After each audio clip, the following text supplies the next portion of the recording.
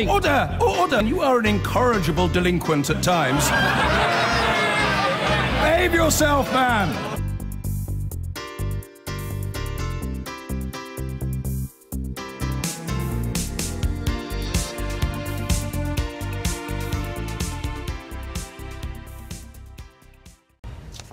The highest number of families in a decade are being forced to live in emergency accommodation as cuts to welfare and a lack of affordable housing leaves tens of thousands of families in England homeless.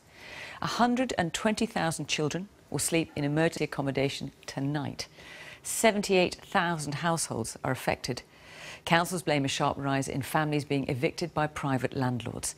The Prime Minister said in her conference speech yesterday it is her personal mission to solve the problem. Our home editor Mark Easton has been to East London, where the crisis is particularly acute. Boarded up for over 5 years, rubbish piled in the doorway, the Earl of Essex pub in East London has a secret.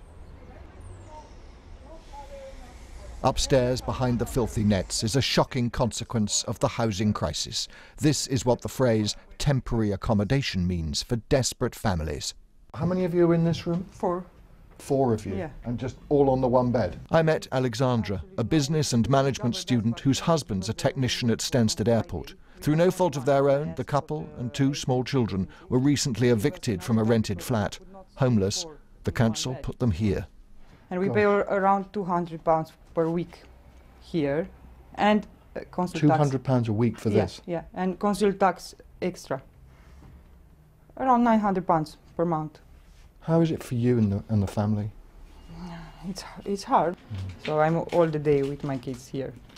There are many families that I've met here, including at least 8 children. They share cooking facilities, bathroom facilities. This room here is home to a family of 4. They've tried to make it as homely as possible, but all their possessions are in this one room. 4 people sleeping in this bed, including a small baby.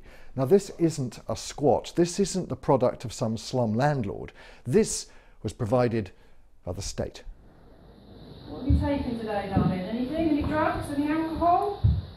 3 London councils send the homeless here, children mixed with drug users and people with mental health problems, all upstairs at the Earl of Essex.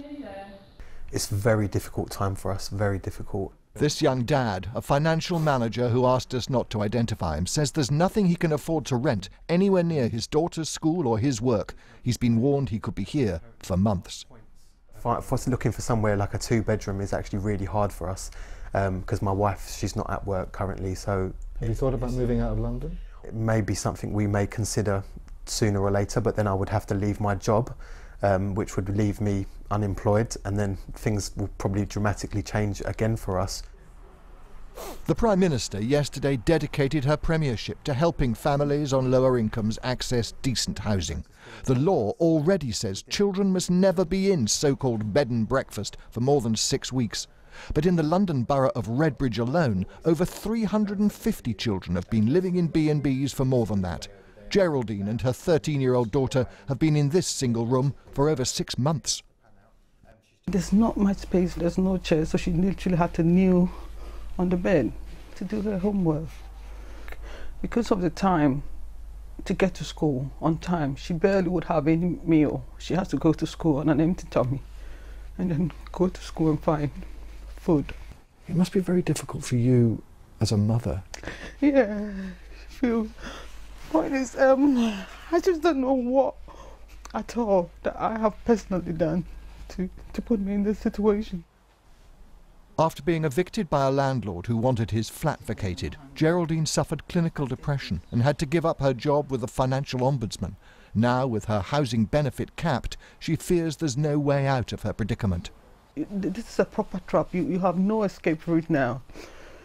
I've called thousands of letting companies across, and they wouldn't.